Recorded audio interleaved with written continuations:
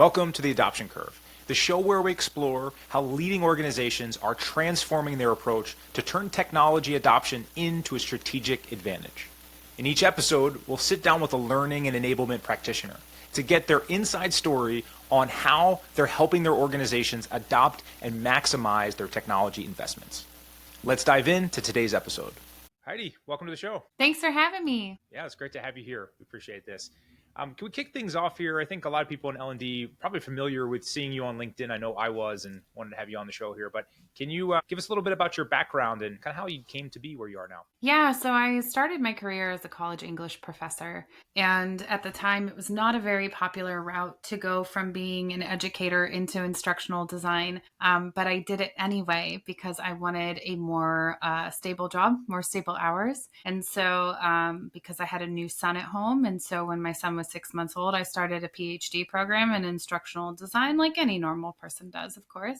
A couple semesters into that, I landed my first instructional designer role at NASA and very quickly found out that I didn't enjoy some of the development and visual design and authoring tool-based work. And so I was like, I do like the strategy and the assessment piece. So I kind of worked my way up into management. And so over the next couple of years, started leading teams and ended up managing teams of instructional designers in customer education. So I have a little experience in that industry as well. And then when I was working for a tech company, it was Zoom call laid off. And from there, just kind of took whatever freelance opportunity came my way and saw an opportunity to turn what was just kind of a blog site where I was just sharing some ideas and best practices into a full-fledged consultancy. And as part of that, last September, I started a community for L&D folks called the Useful L&D Community. And I host an L&D podcast myself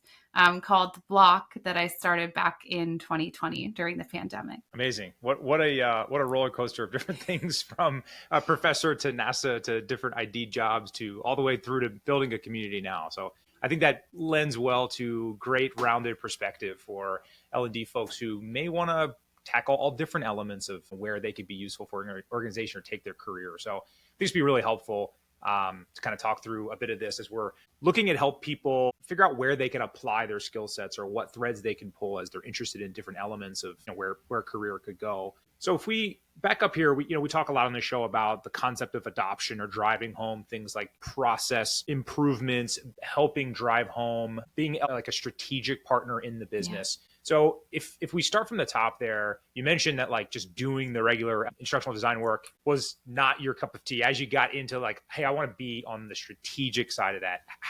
What advice do you have for folks who are thinking in that same lane and they want to be taken more seriously, to be considered for more strategic roles? Do you have any like initial advice thinking through that way? Oh, that's a really good question. I think that my advice would be to just start doing it in your role now. A lot of the opportunities that I had to be more strategic or do needs assessment or do needs analysis came because I was the one that was already asking those questions, right? And was already volunteering, was already thinking about it strategically. Now, like I mentioned, I started my PhD before I actually started my work, right? So I had like the theory before the practice. And so I was bringing like a lot of things that I had read about with me to the workplace and was like asking a lot of questions of like, I knew this was going to be different in real life, right? Because no plan survives first attack with the enemy, right? But I didn't realize it would be so different, right? And so I would ask some of those questions. And one of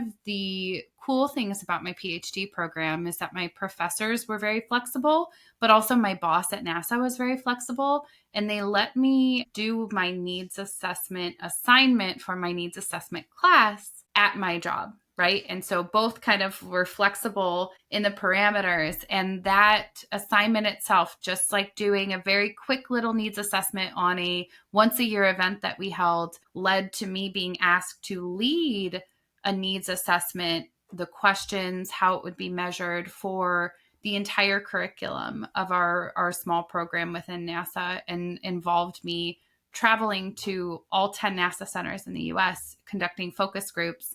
I created the questions, and if I had never done that other small project, I never would have gotten picked for that, right? Make sure that you're asking those questions, that people see what you're doing, that people see that you have the mind for strategy, for problem solving, for leading projects. How many times as individual contributors are we offered the chance to lead people, things, projects outside of our area when we're in L&D? It happens an awful lot. Yes, it sounds like proactivity, putting yourself in an arena to be chosen to take on something like that, or maybe to make a suggestion that you have what it takes, or you're willing to take a risk and try something out or do something. I'm not only pro bono, but more of just I'll test this out as a small project, and I'll gain some data, I'll gain some experience, and not everything has to be a paid engagement to get started, especially when you're trying to break into something new.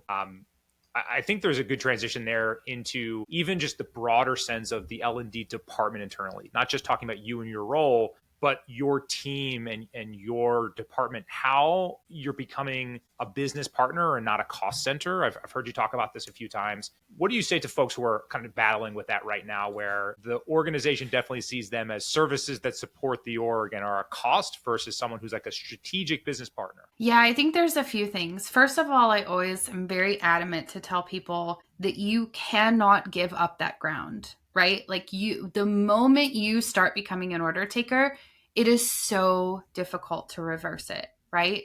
So you really have to have the fight in you to push for the solutions that you're trying to make happen, right? To have some sort of process that's not just simply, here's an order, let's go disappear and make a magical e-learning and come back 3 months later, right? You have to really fight for the ability to like have those processes in place and to have the solutions that you know are a better solution or a correct solution implemented. And one of the best ways to really do that is to show people, right? We often kind of assume in L&D that because someone is coming to us with a request, right? I need a 30-minute e-learning. I need a training on this software. I need a 2-hour ILT, that they're doing it for a reason, when often the reason is just because that's what they've heard of in the past, right? Not necessarily because they followed all the steps to determine that that was the best solution. And so we kind of are like, oh, well, they must, if they know what an e-learning is, then they must know that they need it. But that's usually not the case, right? And so I found that as long as we can kind of come forward and show something, like show our solution, our idea that's different than what they expect and anticipate, that can usually create a pretty solid case, because they can see often, in addition to us explaining how it will be a better solution, they can see that for themselves. Yeah, I'd be curious on your thoughts on the pushback there when someone's recommending a tool for tool's sake, not necessarily just like a piece of technology, but like, I need a 2-hour XYZ, I need a 30-minute, because that's what they're used to, right? Like when you're a hammer, everything is a nail. Do you have any ideas or best practices on how to push back but still be like a business partner without being confrontational? Yeah. So the way I like to do it is I usually like to have a conversation and explain to them why an e-learning isn't going to be effective or whatever it is, right? I'm just thinking of a very particular example in my head. So, and in this particular case, the stakeholders I was working with wanted a solution for hiring. And I'm like, but hiring is not happening 24/7, right? Hiring is an event in time that managers may do once a year, if they're lucky, once a quarter, maybe. And to have an e-learning that they take in, let's say, May, when they're not hiring until September, it's not going to do you any good. It's not going to solve your problem, right? So I explain to them how it's not going to solve the problem. And then I make sure that I have in my back pocket a solution that will solve the problem, that I'm not like totally wildly attached to, because that solution then is going to be open for discussion with those people and probably have to be modified a little bit. And maybe you meet somewhere in the middle. But I've only had it happen a handful of times where they've said, no, do the thing anyway, right? And in those cases, I either see myself out after that project, or, find a new client, find a new role, start looking, because it has happened so very infrequently when I show up and explain why whatever the solution they've ordered is not a good idea. Show them, be able to show some kind of prototype. It doesn't have to be something you made, right? A solution I pitched once was, let's make something look more like a knowledge base. And they were like, what's a knowledge base? And I literally just pulled one up off the internet. I didn't have to like create anything. I said, let's make it look more like this. See how there's a video here. See how there's step by step here. This is going to be more effective. They can grab it whenever they need it. They don't have to take it in May when they don't need it till September. And, you know, just explaining little things like that that people don't think of because they're not in our world is so helpful. Yeah, I really like that, zooming out and making, you know, having a candid discussion, bringing up examples and recommendations at that level, because that's what a partnership is. That really, by definition, you're taking yourself out of that role of like, you tell me how high and I'll jump, you know, that kind of thing. I really like that it's being strategic. You're saying like, there's a many ways we can tackle this, but I'd love to be able to drill down a little further into specifically what you're trying to accomplish with this project. So we're not just naming like the execution before we've even nailed why we're even doing it in the first place. Yeah. And if you lean on efficiency as well, like if you lean on how your solution will be more efficient, especially from a business standpoint, that's usually, you'll find that people are a lot more open-minded than you thought they were initially. Totally. Yeah. That's it's an interesting point. I'd be curious how you think about tying some of those initiatives to things like a business outcome, whether it's like a new tool and it's adoption of that tool, a new process to fix some kind of gap somewhere. Yeah, how do you think about some of that? Yeah, measurement or maybe attachment. Yeah, I think it's really important to consider this when you're making that argument because you really do have to think about evaluation from the very beginning, right? And I say data and people get like really scared and they panic, right? And you say the word data and it's like, but data is anything that any information your company is collecting. Because the argument I always hear when I say like you need to have data from different departments, they say, well, my company doesn't collect any data. And I'm like, where are you working? Where are you people located? They're working for companies that have like, you know, thousands of people. And of course their companies collect data. They're just thinking of data in terms of like numbers, reports, spreadsheets, right? But if you think of something, if you think about different training problems, right? Like I always give an example. Someone comes to you and they say, we need a leadership development program because all of our leaders are jerks. And you say, how do you know all the leaders are jerks? Why do we, when you start asking those questions that you should be asking anyway, right? As part of a needs assessment. And they say, well, you know, in our exit interviews, people are saying that they're leaving because of their managers. And our employee engagement survey for the last 2 years, the manager score has gone way down. And then there's the Glassdoor ratings on the internet that say that everybody hates our managers, right? Guess what? You just got yourself 3 beautiful data points that you can measure now. And then you can measure after your leadership development program, right? And the same thing for customer education. This is something that we've actually, my team actually did, where we looked at how much time were we saving individual onboarding managers who were training every customer separately one-on-one using PowerPoints, right? How much time were we saving those people? And then we also looked at things like the IT help desk tickets that were coming in from customers and some of the marketing materials that were being requested most. And that helped us focus on which topics, right? What topics do we want to cover? What's going to have the most impact? And the goal was to make those IT help desk tickets go down, right? So another data point. And we often don't think about the data that's hiding in plain sight, right? And so I always talk about that because I think it's so important. If you just go on your company's intranet, like with their SharePoint or wherever, there's loads of data there that you can use for whatever it is that you're trying to do. But I think being able to identify the outcome, like the overall goal, what is it? Are we trying to reduce accidents on the factory floor?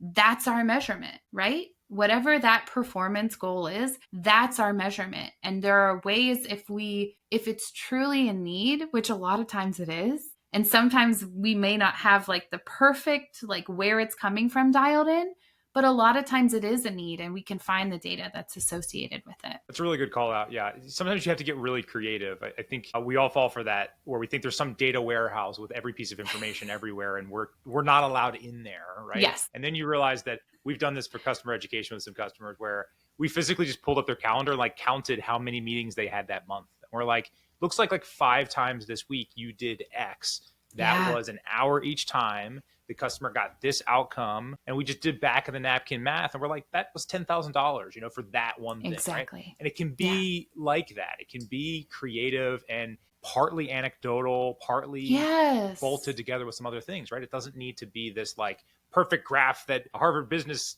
Review came out with, and this is the only thing we can use. Exactly. And it's a good point about anecdotal too, because I always say like you want to have triangulation of data. And I use that very loosely. And I just mean data from multiple sources, right? Because sometimes, you get into well, just because you did this doesn't mean that that's why IT help desk tickets went down, right? Like it could be that we hired some really great IT people. But if you couple that with other measurements like onboarding manager time saved, how many customers are logging into your new LMS and consuming the content, right? That's where you start building the story. And the anecdotes absolutely count. A senior leader in your organization thinks that what you did is awesome. Yeah, tell everybody. Absolutely. Sometimes you need those internal case studies or testimonials, right? They're equally as helpful. Absolutely. I want to get to the application and how we like layer that into some of the learning here in a moment. But before we move on, one of the last things that you pulled up earlier was around effectively like the red flags you're hearing when you're bringing up and trying to be a business partner and they're still kind of shutting you down. You said that's only happened a handful of times. Any closing thoughts on that, where other red flags to look for when you feel like you're kind of being set up to fail there? Yeah, I think if you're in, like, let's say you're in the interview process, because you can tell this early, I promise. It takes time, but you can. Not having someone with more learning seniority than yourself, especially if you're an individual contributor, right? Like not having a clear mentor identified usually means that that the person's going to be you and they're going to expect you to just like come in and kind of like do whatever and not ask questions. The other really big telltale sign is if an organization has purchased a large third-party course library and given it to all their people, but they've only got like one or two instructional designers or L&D professionals for like thousands of employees. Pretty solid sign that you're going to be met with a lot of pushback for what you're trying to do. Totally fair. Where we're just trying to grab something automated per se of off the shelf and just shove it out there and say, hey, we check the box, learning's We done. did it. Kind of like a fake investment to try to showcase that we're investing in our people, but we really aren't. Okay, that's really helpful. As we transition here from really the kind of strategic conversation to a little bit more on the tactical side, I'd love to better understand. I've heard you talk about sort of like evidence-based models for L&D pros, like how we think about this specifically in the digital learning environment. How do we start to think about these things a little bit more tactically? I think one of the biggest sets of principles that everyone who's involved in digital learning should be looking up, memorizing, putting into some kind of job aid or infographic are Ruth Clark and Richard Mayer's multimedia principles. They've been kind of very much shortened into just Mayer's multimedia principles, but if you follow the trail way back, it comes from I think a really old textbook from Clark and Mayer, where it's basically a lot around cognitive load. Right? So the one that I always am telling everyone, because people always go against this one, is having the text on screen read word for word by the narration. That actually increases your cognitive load a lot. And the reason why is because if you think about the pace at which you read to yourself, right? The pace at which you read a word on a screen that nobody is reading out loud to you, and the pace that the narration is going for 95% of people, it's not going to match because everyone is so wildly different, right? So having somebody say a word that you haven't gotten to yet or that you've already passed while you're trying to read is awful. It's just awful. So, you find yourself like muting the course or whatever, but all of the principles are similar like that. That's called the redundancy principle. And I don't even remember exactly how many there are at this point. It like toggles between somewhere around 12 and 15, depending on which list you find. But really, like they're all just out there on Google. Like you can look them up. And that's probably one of the biggest things that I see missing when I see any kind of digital content coming out. And is that specifically around some of the evidence-based models, like looking for those components, how they contribute to something that's going to drive home true like adult learning principles? I'm not overly familiar with those. So that's something else. Yeah, it's more so about like best practices regarding retention and cognition and cognitive load and how to give somebody a very seamless experience to where they're not getting tripped up by navigation, they're not getting tripped up by, seductive details is another one of the principles, right? Like don't have any extra details that you don't need. And so they're more around, and they all come from cognitive load theory and studies on, experiments where people tried to remember things, or it's all like research backed, but it's probably like the easiest and the most comprehensive way to like make your digital learning better. Yeah. We definitely talk a lot about multimedia, layering those things in, but at the same time trying to find the simplest path to exactly the topic we're trying to cover. I think especially when we're trying to do more with less, or these small resource strapped teams, it's like, well, if I just jam in as much as I possibly can into this screen or this video, well, it'll cover all the learning questions, right? All the FAQs and this sort of thing. And then to your point, the cognitive load comes in where people are like, I'm like truly having a hard time following what I'm looking at right now. Or you don't even get to that stage. It just looks confusing and you just move on to something else. I'd be curious if you have any examples, any companies that do this really well, or good public examples that you could turn to in terms of multimedia. Oh, that's a good question. They've since updated it. And so I haven't seen the new, but there used to be the Webflow Academy, had some really good videos that were like fun and kind of cheeky, but like really got to the point pretty quickly.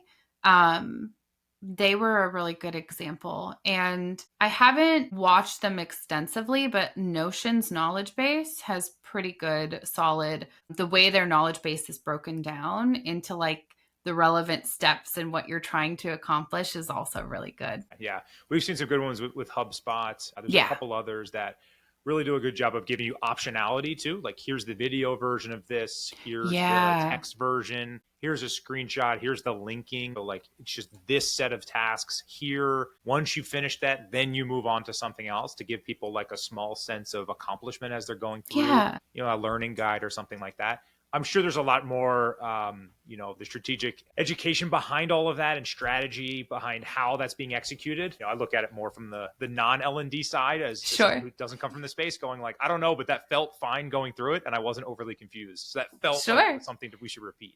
Yeah, absolutely. Yeah, which I think is half the battle sometimes is the simplification. I do think that it does get to be overkill very often, where we get so lengthy, so wordy with some of this stuff. How do you think about designing for the application of this and not just completion? You mentioned before, like tracking like logins to the LMS versus like an outcome. How do you think about that as we layer this in? Yeah, so I think completion is a really outdated metric for L&D in a lot of ways, and especially if we're talking customer education, because I actually had a leader who wanted us to measure completions as part of the success of our new customer education onboarding, right? And so I just explained to him, I said, listen, I don't want them to complete these courses. And he was like, what do you mean? And I was like, if people don't need all this information, I want them to come to our videos, get what they need, and get the heck out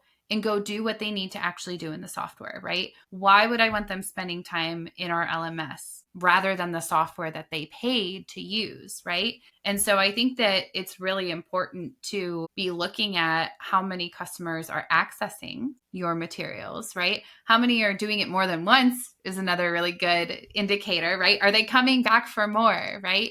But something very small that we did that was really impactful was just borrowing the video hosting platform from our marketing department that they were using to house their content. And that video marketing platform had such rich data, like where people typically stop the video, where people typically pause, where they typically leave. And that's so much more helpful than how many people completed your course, right? And then it gives not only you insight, but it gives you things that you can pass on to leaders and say, look at how many of our customers are watching these videos and look at how useful they are. And then the other thing is just like the best tip anyone ever gave me when I started in customer education and doing like specifically software training, right? And like the application of what is the tool or software that you're trying to teach is to like, I've seen so many demos or education that go top to bottom, left to right, and tell you everything on the entire screen, right? And it's so overwhelming. I don't know how people are supposed to remember that. But somebody once said, teach the 20% of the system that you're going to use 80% of the time. Put the rest like in a knowledge base, put it somewhere, you know, where people can find it if they need it. But when you're talking about kind of the short form content and trying to make sure people are able to actually apply what they're learning, focus on that 20% that they're going to use predominantly. Yeah, and back to the momentum gain there, right? Especially when you're logging into a new piece of software and you're trying to learn and figure out how you're going to apply this to get whatever deliverable you need done. If you get a small win through something, it actually pulls you deeper into the app. You actually want to find the other 80% that maybe is a little bit more complex and requires a little bit more know-how, right? Because you've gotten a little bit of a win and you start to pull the thread. The inverse I see happens very often where they drop the 80% up front and you're like, I don't even know what this thing does yet. And you're telling me about, some convoluted like setting that I need to put together. And we lose people all the time. We've seen this time and time again. That's why I think there's been such an uptick, especially we see at IRAD, where people come in and go like, okay, I want to design a tutorial for every flow that someone might go through, even if it's like 3 clicks, because they were recognizing that people would come in, they would try to nail a couple of initial concepts, and then they would need to remind themselves how to do something that they maybe did earlier in the process. They don't want to look through a 25-minute guide or a long article. They're like, I literally just want to know the 4 clicks to get me back to accomplish X. Yeah, I mean, those sort of things are what really drive home great experiences for users, because they feel empowered to like, there's no one in their way. And when they need something, it makes sense and it's tactical and it gets them to win quickly, like shrinking that value, the time to value. Yeah. I'm curious if you see that. We talk about it on the product side. I haven't really heard that being talked about on the customer ed side, though. Yeah, I think that was something that we were interested in measuring, and we didn't actually get to the point where it seems like a more advanced measurement, I find, for a lot of people. Like comparing how long it took people who were going through training with an onboarding manager, going through the PowerPoint slides to get up to speed versus if they just had access to an onboarding program and knowledge base and were just like, here's the stuff, get going, right? And you can absolutely measure that, right? Because your company, I hope, if you're selling a SaaS product, is measuring people using it, right? Like people getting in there and using it. So the time from when they get that education available to them to the time where they're actually able to start using it and are using it effectively is something that you can absolutely measure for a SaaS. Yeah. Another note on the anecdotal side, this is a piece of feedback we hear very often, which I don't know how you like drill this down to a data point specifically,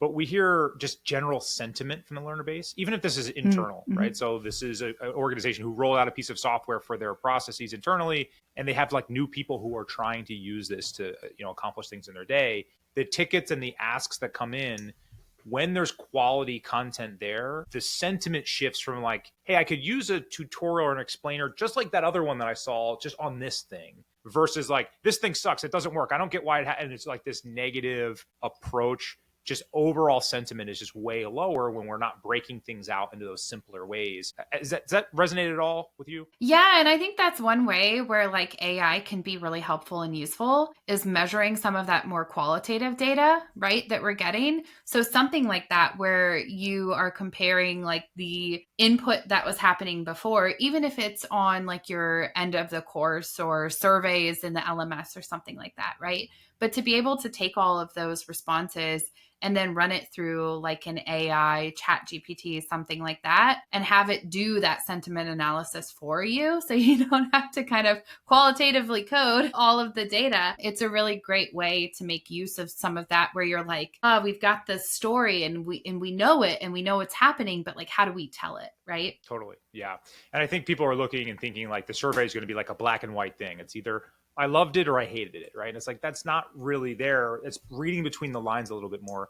To your point about the anecdotal ways that we have to kind of look around for those data points that make sense. And maybe the way that they're asking questions is differently, or the types of things, the depth in which they're like, when they're coming to us for questions in their process maybe changes. Like You Yeah. have to holistically look at that picture. And back to your original point, like this is how we become a strategic partner in the business, when we're not just zoomed into the e-learning module, right? That's great and it's useful, but if it's not a part of this strategy where you Yeah. can tell a story with what's going on, leadership's not going to be able to like, one, use you as a resource for future projects, but two, the overall project is not going to be seen as like, hey, this is like a measurable thing that Yeah. has impact that we can turn to. Absolutely. Any other last common mistakes you see, whether it's customer education or internal, around any kind of adoption of like process or tech that come to mind? I think one of the common mistakes I see, especially with adoption, is that we forget so often to measure confidence and autonomy. And that's something I always like to bring up because, we think, well, if everybody used it, then it was adopted. Like they're like, okay, we forced 100 people to use our new HRIS system. So it was adopted. I think there's something to be said for when, especially when we're on the L&D or customer ed side, trying to teach, to really understand that confidence and autonomy, being able to use it, but also being able to use it without your supervisor's help, without needing to ping your friend in IT, right? Like those are really important. And the best way to kind of measure that is, unfortunately, to either see it in practice. So you might have to have some kind of mechanism to monitor like people doing something, whatever it is you're trying to get them to do, or just their own feedback, right? Do you feel confident now doing this after you've seen or experienced or gone through whatever it is that you're learning? It's a really good call out. Lastly, on the note of just trying to get creative here, I know you mentioned before about involving the marketing team, or at least the marketing tech stack in that case, the video hosting systems. Wanted to bring that back up because I really think that that's a very good example of like, we're all being forced to do more with less. The budgets are not there. You got to get creative, right? Like that's the name of the game. What a fantastic way to do that. And even though it is, the initial intention was to save some budget, I bet you that the insight that gets derived from the cross-pollination of being, departmentally sound there, and being willing to collaborate is super powerful. We actually just heard this. We had another person who was running some adoption programs, and they mentioned that they were actually using marketing to help do like hype videos for upcoming learning content that was coming Nice. internally for the team, and really partnering with those other departments who have great insights in their own right and different skills that they could balance out. Any other examples that come to mind of just really working internally with the teams around you? I think when I was part of like the adoption for an HRIS system, like my company, it was 1,500 people. We got a new HRIS system and new LMS all together at one time. I think just realizing how many different voices you have to have when you're doing a big tech adoption like that, right? Because it wasn't just me. It was also like the workforce was distributed, where it was like about a third of the workforce was at the corporate office, a third of the workforce was remote,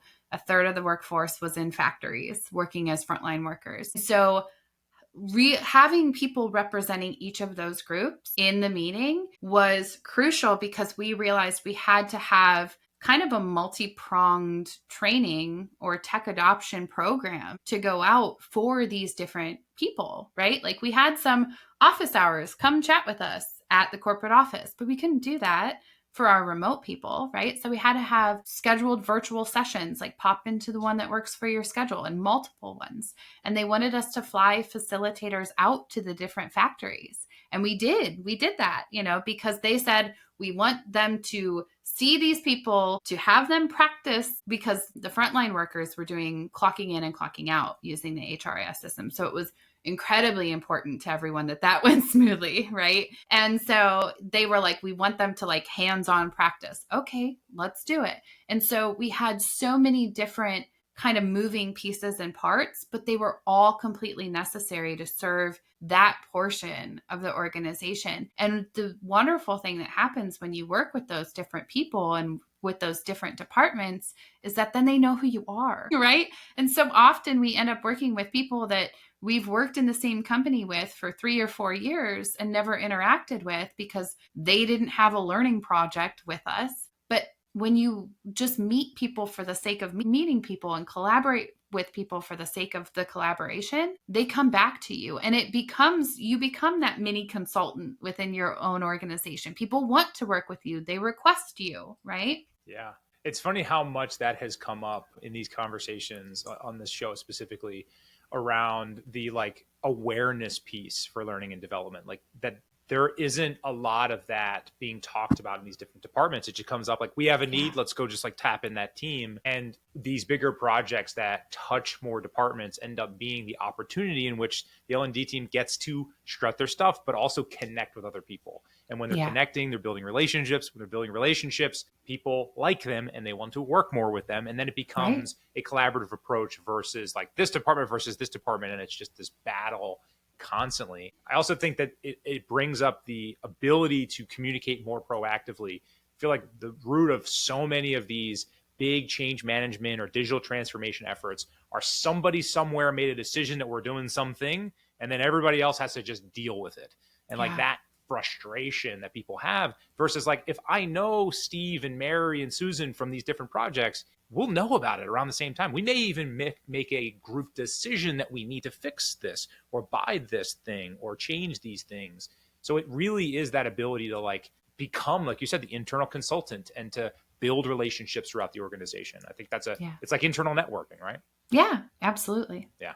Beautiful thing. I love that. Awesome. As we're wrapping up here, any additional like tools or tactics to help L&D folks with these types of projects or to try to get out with that networking? Any other things that come to mind from your side? I think a couple things. First of all, you don't need a reason to connect with your coworkers. I always like to remind people that. I think sometimes we in L&D get a little into our deep work, right? Like we really do have like a collaborative side of the work that we do. But I think we also have like the deep work side where we have to go and actually like make the things that we are talking about, whether it's videos or walkthroughs or screenshots or e-learning or whatever it is. And so I think sometimes we get a little unbalanced depending on the workload and depending what's going on. But so I always like to remind people that you don't need an excuse to talk to your coworkers and get to know them. And hopefully your boss is okay with you as long as you're not like spending your whole 40 hours doing it. You know, just having those conversations and learning about what other people do. And at the very least, you learn more about your organization, right? And at the most, you might find that there's an opportunity where, I've found this so many times, where somebody in your organization is creating training because they think nobody else is going to help them. And you can say, wait a minute, that's what our team does. We can help you with this, right? And then I think the other important thing to remember, especially like we've talked a lot about tech adoption today, is that no matter what the new tech is, people are going to be mad that it's not the old thing, even if everyone unanimously hated the old thing. And that's the wild part to me that I found out. I was like, wait, you all hated this. Why do you want the new thing to be exactly like it? And just to kind of remember some of those things about change management that like at first, everyone is going to be mad that it's not the old way, but then it'll be okay. It's baked into our DNA that we don't like to change, right? We want status quo and homeostasis. That's a really great call out. Yeah. I also, just a closing thought on that is to think that, you know, I've noticed L&D enablement, education folks by nature, they're always advocating for the end learner. So taking this conversation full circle, like if you're trying to be more strategic, you're trying to get a promotion, you're trying to level up in your skill sets, but also your visibility internally, what better way than to be able to connect with all the different people and business units to see what they need to help them get some stuff done, which helps you go, hey, there's a project I had no idea about that like I could really help on, or this team's struggling with this tool or this, you know, set of processes. That's probably something we could probably execute quite quickly that helps get your name out there. And it's resume building, even if it's internal. Yeah, absolutely. Beautiful. Love this. Well, Heidi, this was amazing. I really appreciate you carving out some time to share some best practices here. As we wrap up, I know you have a wealth of resources out there. Can you give us some ideas on where those things are and kind of what's coming up next for you? Yeah, the best place to find me is on LinkedIn because you can find links to my website, community, podcast, everything from LinkedIn. So feel free to connect with me on LinkedIn. And then coming up next, we're launching, and by the time this is published, we'll have launched an all access membership to the Useful L&D community, which involves some pretty awesome events that we're going to be hosting with experts throughout L&D, just having them come in and jam about whatever it is that they are an expert in. And I'm super excited about it. Excellent. Excellent. Yeah. You're a great follow on LinkedIn. That's how I wanted to reach out and have you on the show, because of some of the great content you out there. You mentioned before also your Block podcast. Is that L&D as well, or is there additional things in there? Yeah, it stands for Building Learning and Organizational Culture. So I've left it a little bit broader than L&D on purpose, because then I can have some more fun guests. But yes, mostly L&D, mostly instructional design. Awesome. Okay. We'll link to all those things so folks can find them. This is really helpful. And then we'll break all this down so folks can easily consume it. But Heidi, thanks again for making some time. We really appreciate this. Thanks for having me. Thanks for listening to this episode of The Adoption Curve. If you've enjoyed today's conversation and want more content like this, I highly recommend subscribing to our newsletter, where we break down insights, frameworks, and templates from our guests on each show. To access, go to iorad.com/newsletter. Also, make sure you subscribe to our show wherever you get your podcasts so you never miss an episode. If you could, we'd also love it if you could leave us a 5-star review if you enjoyed and got value out of today's conversation. The Adoption Curve is produced by IORAD, the tool that helps thousands of companies make interactive tutorials in seconds. They're shareable in all the tools you use every day. We'll see you on the next episode.